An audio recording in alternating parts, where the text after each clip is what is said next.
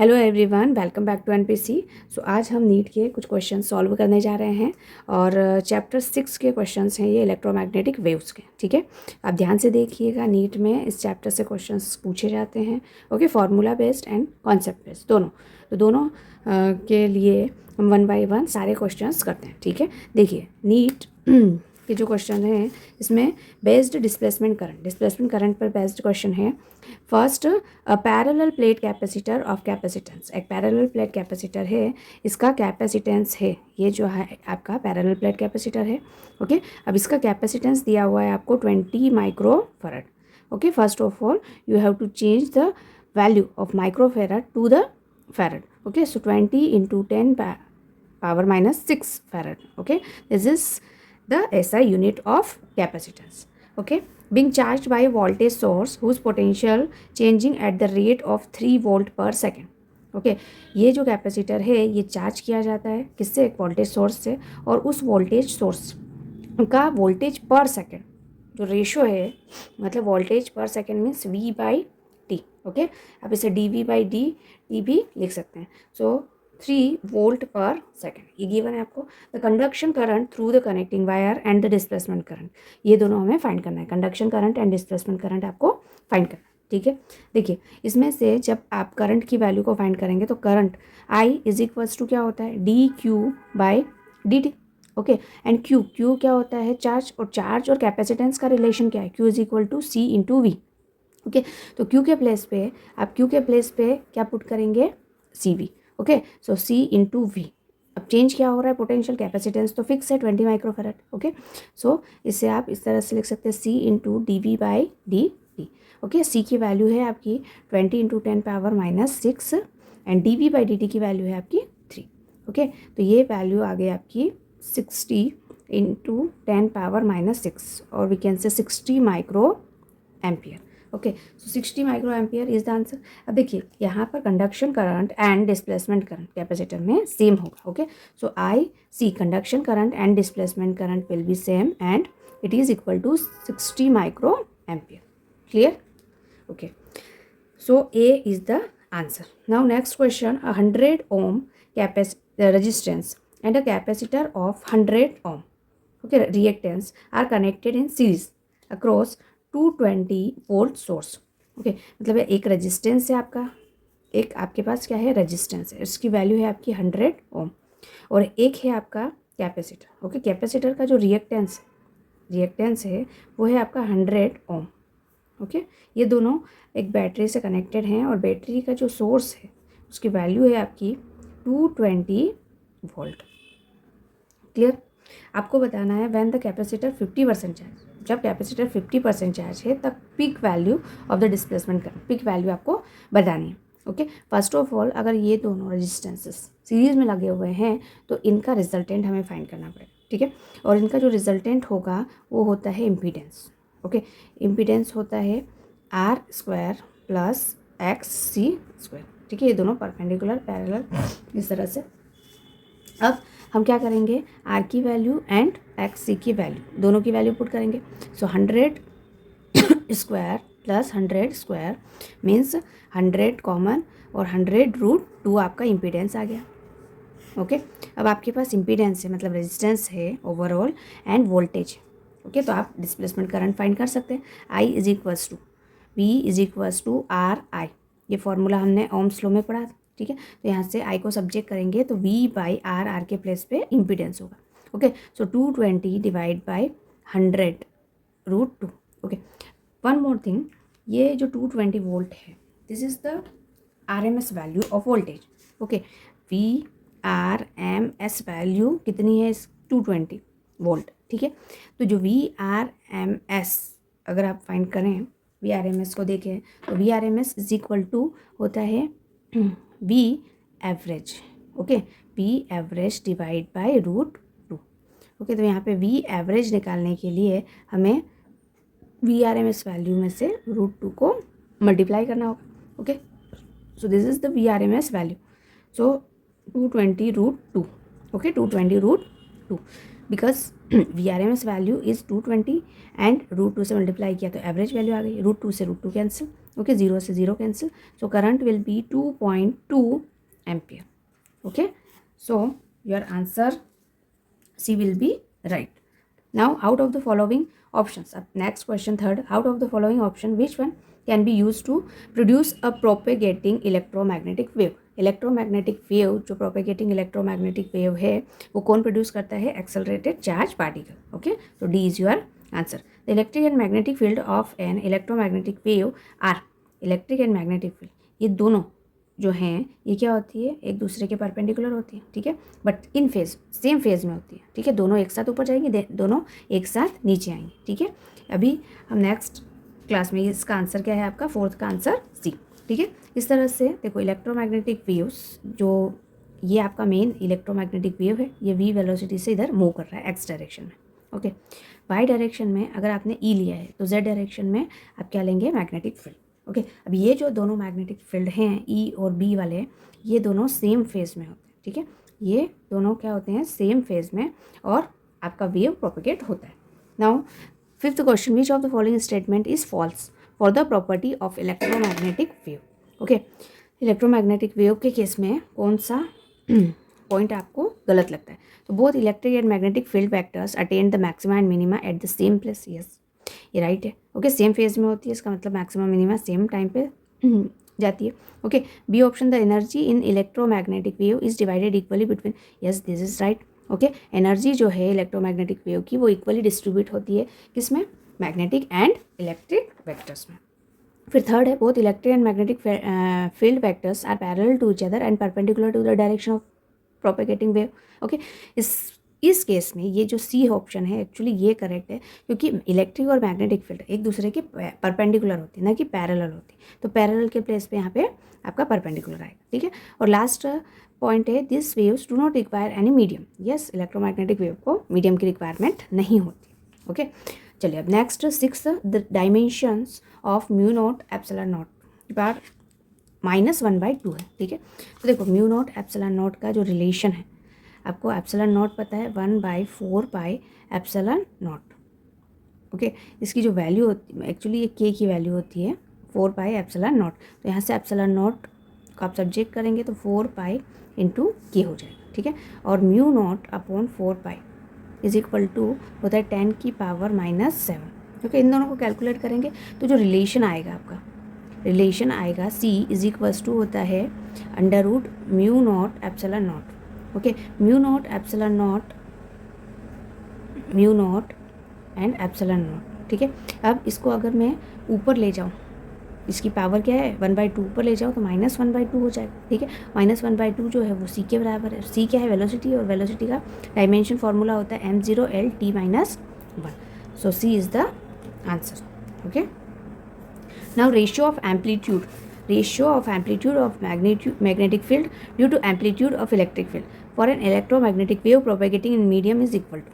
जो रेशियो होता है वो आपको बताना, ठीक है. तो इस क्वेश्चन में ये कहा गया है कि हमारे पास जो रिलेशन है कौन सा है? E0/B0 इज इक्वल टू क्या होता है? C. ये इलेक्ट्रिक फील्ड का पिक वैल्यू है एंड ये मैग्नेटिक फील्ड का पिक वैल्यू. अब इन दोनों का हमने रेशियो ले लिया, ठीक है. ये क्या ले लिया आपने? मैग्नेटिक फील्ड और इलेक्ट्रिक फील्ड का पहले लिख लीजिए. तो B0/E0 ये हो जाएगा आपका 1/c. ओके, तो ये रेसिप्रोकल होता है. हाँ, इलेक्ट्रोमैग्नेटिक जो स्पीड होती है सी के, उसके रेसिप्रोकल होता है. Now in an electromagnetic wave in free space the root mean square value of electric field. Electric field की जो RMS वैल्यू आपको दी हुई है is equals to 6 volt per metre. RMS value आपको ये दी हुई, ठीक है. तो आप RMS से E0 फाइंड कर सकते हैं. E0/√2 RMS की वैल्यू. तो E0 इज इक्वल्स टू हो जाएगा RMS इंटू √2 मीन्स 6√2 हो जाएगा. Okay, volt per metre. अब आपको पता है कि E0/B0 इज इक्वल टू होता है C, ठीक है. आपको क्या फाइंड करना है? Peak value of magnetic field B0 find करना है. तो E0/C, E0 की वैल्यू है आपकी 6√2 एंड C की वैल्यू है आपकी 3 × 10⁸. ओके, मीटर पर सेकेंड. तो 3 2 6, सो 2 × 1.414 × 10⁻⁸. ओके, इसे आप मल्टीप्लाई करेंगे तो आपका आंसर अप्रॉक्स 2.83 इंटू 10⁻⁸ आए, ठीक है। अब next question, if epsilon not and mu naught are the electric permittivity and magnetic permeability in free space, epsilon and mu are corresponding quantities in medium, then index, refractive index आपको find करना है। Okay, simple question है, आपको क्या करना है, आपके पास रिलेशन है refractive index N is equals to होता है C by V. Okay, C by V, C के लिए आपका जो फॉर्मूला है, ये 9th क्वेश्चन है आपका, सी इज इक्वल टू क्या होता है, सी इज इक्वल टू होता है 1/√μ0 एप्सिलॉन नॉट। ओके, ये आपका फ्री स्पेस के लिए या वैक्यूम के लिए, अगर वेलोसिटी मीडियम के लिए कहें तो यहाँ म्यू नॉट और एप्सिलॉन नॉट हट जाए, ठीक है।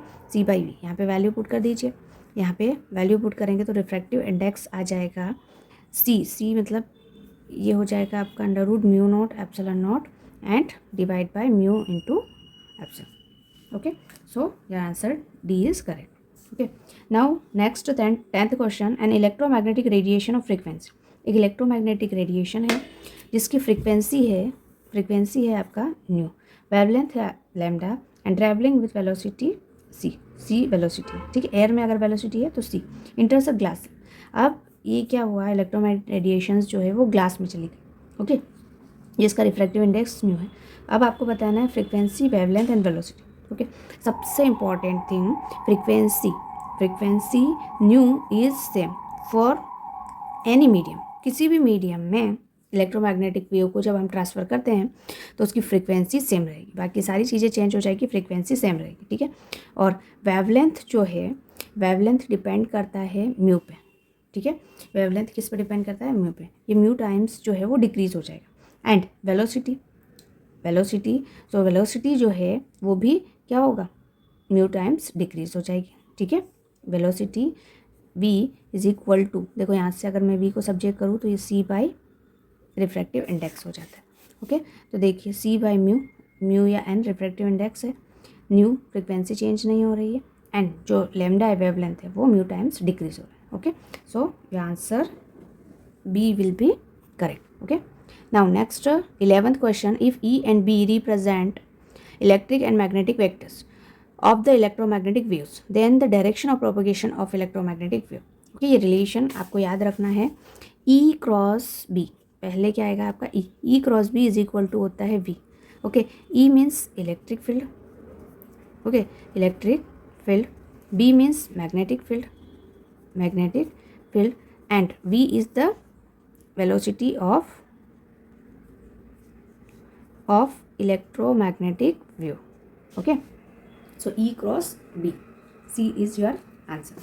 और इसी क्वेश्चन के आगे E क्रॉस B, इसी क्वेश्चन के आगे का जो स्टेप है ये दिया हुआ है, and electromagnetic wave is propagating in medium with velocity जो है इलेक्ट्रोमैग्नेटिक वेव की जो वेलोसिटी है वो है वी आई कैप, ठीक है। V जो है वो है आपका V वेक्टर आई कैप, मतलब x डायरेक्शन में मूव कर रही है आपका इलेक्ट्रोमैग्नेटिक वेव।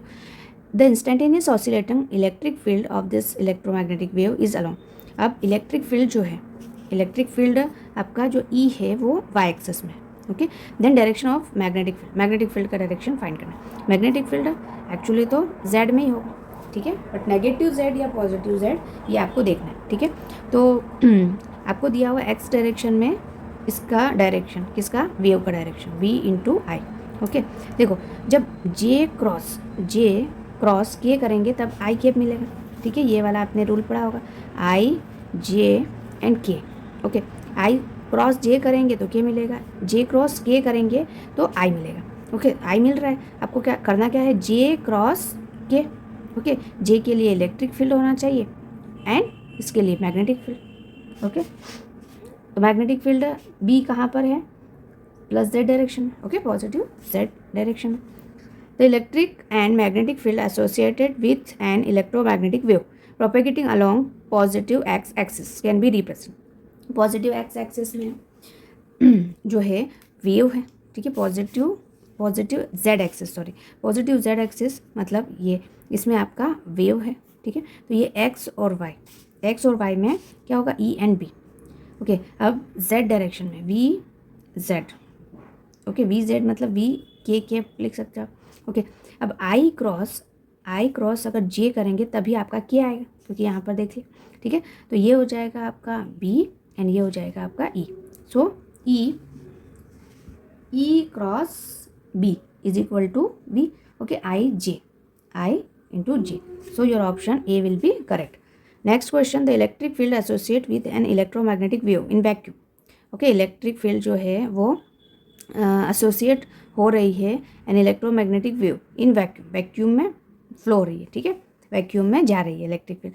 अब आपको इलेक्ट्रिक फील्ड की वैल्यू दी हुई है, मतलब ई की वैल्यू दी हुई है आपको आई के वेक्टर फॉर्म में 440 कॉस के Z minus 6 into 10⁸ T. Okay, अब आपको ये फाइंड करना है the value of wave vector. Wave vector की वैल्यू क्या होती है, ठीक है। सबसे पहले तो मैं आपको बता दूं वेव वेक्टर जो है वो इस तरह से देखो, अगर E इज इक्वल टू यहाँ पर ए कॉस या साइन में हो सकता है कॉस के x minus omega T. Okay, तो ये आपका z डायरेक्शन में क्या शो हो रहा है,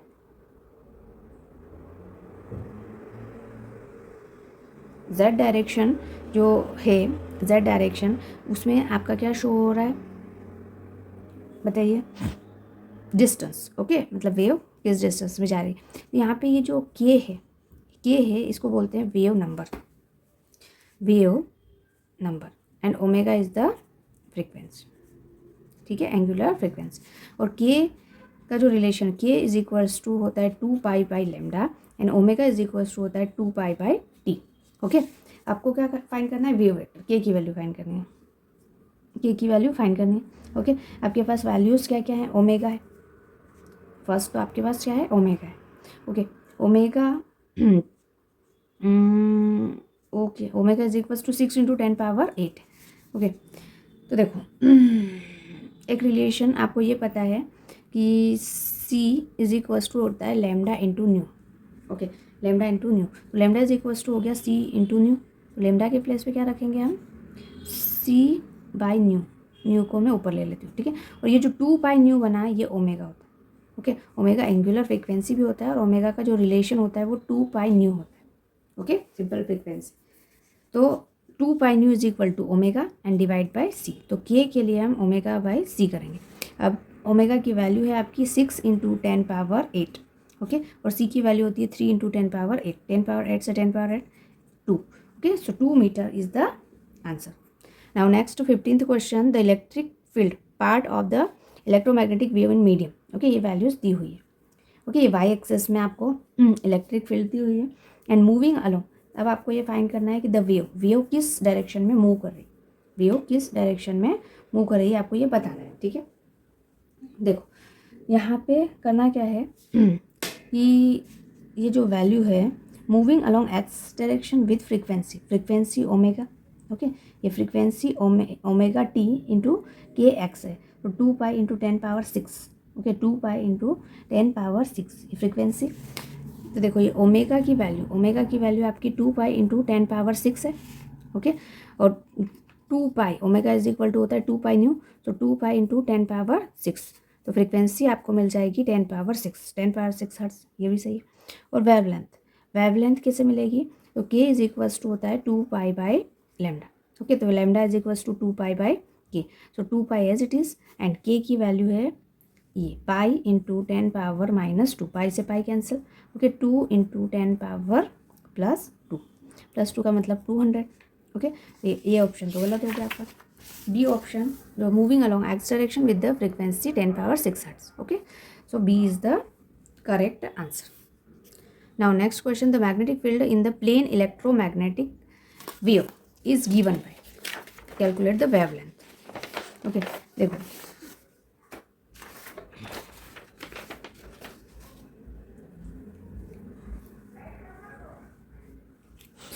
the magnetic field in the plane electromagnetic wave is given by, magnetic field आपको दिया हुआ है, बी वाई की वैल्यू आपको दी हुई है, वेवलेंथ आपको फाइंड करना है, ठीक है।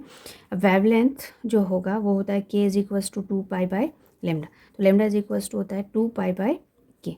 Okay, 2 pi as it is, 16th question है आपका ये, 2 पाई एज इट इज़। यहाँ पर के की वैल्यू जो है वो है पाई इंटू 10⁻3, पाई से pi cancel, so 2 into 10⁻3 3 metre. Okay, so C will be correct answer.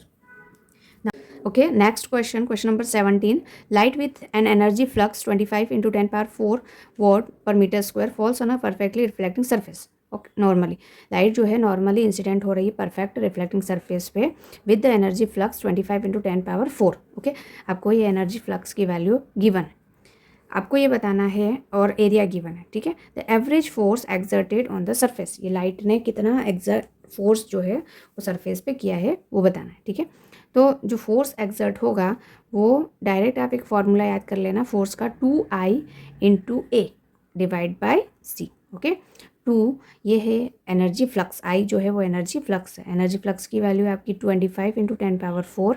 Okay, A for area, area आपका 15 सेंटीमीटर स्क्वायर दिया हुआ है, so 15 into 10 power -4। Okay, and C की वैल्यू 3 इंटू 10 पावर 8। ओके, 3 से गया 5 2 सा 10, 25 into 10 into 10 power -8। Okay, तो 25 into 10 power -7, या फिर आप इस तरह से लिख सकते हैं 2.5 into 10 power -6। Okay, newton force है, तो आपका वैल्यू क्या हो जाएगा, newton. So B is the answer. Now next, radiation of energy E falls normally on a perfect reflecting surface. Okay, E energy का जो लाइट है वो यहाँ पे फॉल कर रहा है। ठीक है, इसका मोमेंटम हम पी ले लेते हैं। The momentum transfer to the surface, surface को कितना मोमेंटम ट्रांसफ़र हुआ, अगर परफेक्ट मतलब पूरा की पूरा अगर मोमेंटम ट्रांसफ़र होगा तो जो एनर्जी के रिस्पेक्ट में जो फॉर्मूला आपको मिलेगा वो क्या होगा, P momentum is equals to हो जाएगा ई बाय सी, अगर कंप्लीट मोमेंटम मिला। ठीक है, अगर रिफ्लेक्ट पूरा की पूरा रिफ्लेक्ट हो गया, ये पूरा यहाँ से जाके और सेम जितना भी एब्जॉर्प्शन हुआ ही नहीं है, रिफ्लेक्ट हो गया 100%, तो जो मोमेंटम होगा वो 2 टाइम्स ऑफ ई बाई सी हो। Okay, energy upon velocity, so your answer A will be correct. Next, the ratio of contribution made by the electric field and magnetic field, electric और magnetic field का जो ratio है वो आपको बताना है, intensity का रेशियो। तो दोनों का रेशियो क्या होता है इलेक्ट्रोमैग्नेटिक वेव में, same. Okay, A answer will be correct. Next question, which of the following rays are not electromagnetic waves. अब देखिए इलेक्ट्रोमैग्नेटिक वेव्स कौन कौन सी हैं वो आपको याद रखना है। ठीक है, आप इस फॉर्मूले को याद रखना, RMI। ओके, MRI करते हो तो यहाँ पे RMI याद रखना। ओके, इसके बाद V U and X into G means radio, micro, infrared, visible, ultraviolet, X ray and gamma rays. ठीक है, ये जो मैंने लिखा हुआ है इसमें सबसे कम वेवलेंथ होती है, वेवलेंथ अगर देखा जाए तो वेवलेंथ सबसे कम होती है गामा की। ओके, वेवलेंथ में ये जो है वो डिक्रीजिंग रेशो। ठीक है, एंड फ्रीक्वेंसी में जस्ट उल्टा है। ओके, तो यहाँ से आपके काफ़ी सारे क्वेश्चंस बनेंगे अभी। अच्छा, इसमें गामा रेज भी, एक्स रेज भी, हीट रेज को ही अल्ट्रावायलेट रेज बोलते हैं। Okay, so B beta rays is not here. Okay, so B is the correct. Now next question 21, the electromagnetic wave with the shortest wavelength कौन सा है, shortest यहाँ पे वेवलेंथ मैंने आपको अभी बताया था, शॉर्टेस्ट वेवलेंथ कौन सा है, gamma rays. So D will be correct. Decreasing order में वेवलेंथ आपको बताना है। ठीक है, सबसे ज़्यादा फिर कम और फिर, तो सबसे कम किसका होता है, गामा का। ठीक है, डिक्रीजिंग ऑर्डर में वेवलेंथ बताना है। ठीक है, तो देखो ध्यान से यहाँ पे माइक्रोवेव दिया हुआ है and infrared and ultraviolet and gamma rays, so first is your correct answer. Okay, the frequency of gamma, X rays and ultraviolet rays, frequency में ये इंक्रीज होगा। ठीक है, तो सबसे ज़्यादा किसकी होगी फ्रीक्वेंसी, सबसे ज़्यादा फ्रीक्वेंसी किसकी होगी, गामा की। ओके, सबसे ज़्यादा आपकी गामा की होगी, मतलब ए की होगी, and then ultraviolet and then sorry X ray and then ultraviolet. Okay, A greater than B greater than C. Okay, A will be correct answer. If lambda VXM represent the wavelength of visible light. Okay, visible light है आपका, x ray है and microwave इतनी waves हैं। आपको किसके respect में, wavelength के respect में, वेवलेंथ के रिस्पेक्ट में ये कम होती है, डिक्रीज होती है, ठीक है। So wavelength of M is greater than wavelength of B and is greater than wavelength of X. Okay, तो ये आपका जो करेक्ट आंसर आएगा that is B. Now next question, which colour of the light has the longest wavelength. सबसे ज़्यादा wavelength जो होती है वो रेड कलर की होती है एंड सबसे कम वेवलेंथ किसकी होती है, वायलेट की। We consider the radiation emitted by the human body and which one of the following statement is true.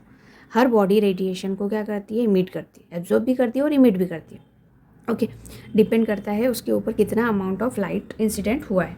Okay, अब देखिए ये जो क्वेश्चन है इसमें ऑप्शंस में क्या लिखा हुआ है, the radiations emitted is in infrared region।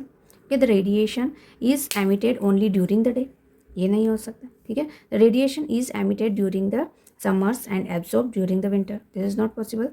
the radiation emitted lies in the ultraviolet region, नहीं, radiation हमेशा infrared region में होता है। ओके, चलिए next, which of the following electromagnetic radiation. So यहाँ पर ए करेक्ट आंसर है। Which of the following electromagnetic radiations have the longest wavelength. सबसे ज़्यादा वेवलेंथ किसका होता है, सबसे ज़्यादा जो वेवलेंथ होता है वो आपका रेडियो वेव का होता है। यहाँ पर आपको डायग्राम में दिया हुआ है, ठीक है। The frequency of electromagnetic wave which is best suited to the observe particle radius, इतना दिया हुआ है, ठीक है। फ्रीक्वेंसी आपको बताना है। फ्रीक्वेंसी और वेवलेंथ का relation C is equals to lambda into nu होता है, ठीक है।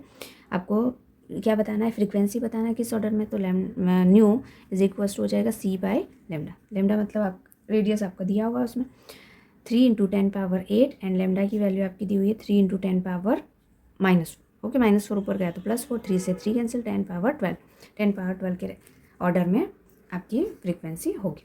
The structure of solid is investigated. Solid की जो स्ट्रक्चर है इन्वेस्टिगेट किसके हेल्प से, X rays. Okay, next, what is the cause of green house effect. Okay, 30 questions, 38th question है, ग्रीन हाउस इफेक्ट का कॉज क्या है, infrared rays, ultraviolet rays, X rays and radios. तो green house effect का जो cause है that is the infrared rays. And biologically, next question, biologically importance of ozone layer. Ozone layers जो हैं वो स्टॉप करती है अल्ट्रावायलेट रेज को, ठीक है। ओजोन लेयर रिड्यूस नहीं करती है इफेक्ट को। Ozone layer reflect radio waves, ये भी नहीं होगा, ठीक है। So answer will B ultraviolet rays को स्टॉप करती है। Ozone layer blocks radiation of wavelength. Ozone layer कितने वेवलेंथ को रोकती है, ठीक है। तो ओजोन लेयर का जो क्राइटेरिया है, जो रेंज है वो 120 नैनोमीटर टू 380 नैनोमीटर, ठीक है।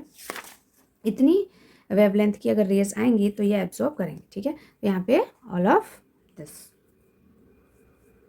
Now next, the energy of an electromagnetic wave is order of 15 के इलेक्ट्रोमैग्नेटिक के electron volt. To which part of the spectrum does it belong. किस पार्ट में ये स्पेक्ट्रम बिलोंग करता है, ठीक है। So your answer is X rays. Next question 34th, the condition under which a microwave oven heats up a food item containing water molecule most efficiently, ठीक है। मतलब माइक्रोवेव में कुछ भी आप सामान रखोगे तो गर्म क्यों हो जाता है, जल्दी से इतना गर्म क्यों हो जाता है, क्योंकि द फ्रीक्वेंसी ऑफ माइक्रोवेव की जो फ्रीक्वेंसी है must match the resonant frequency of the water molecule. जल्दी से वाटर मॉलिक्यूल की रेजोनेंट फ्रीक्वेंसी के बराबर हो जाती है माइक्रोवेव की फ्रीक्वेंसी, इसलिए जो भी आपका आइटम है वो हॉट हो जाता है, ठीक है। नेक्स्ट पॉइंट जो ए है वो आपका करेक्ट आंसर है। नेक्स्ट में the frequency of microwave has no relation, no, ऐसा नहीं हो सकता। एंड नेक्स्ट सी में आपको लिखा हुआ है microwave are heat waves so always produce heating, no, infrared waves produce heating, no. Okay, so answer A will be correct. Okay, तो ये कुछ क्वेश्चंस थे जो हमने डिस्कस किए। अब नेक्स्ट वीडियो में और भी चैप्टर्स के आप नीट के क्वेश्चंस देखने वाले। Okay, so take care, bye bye.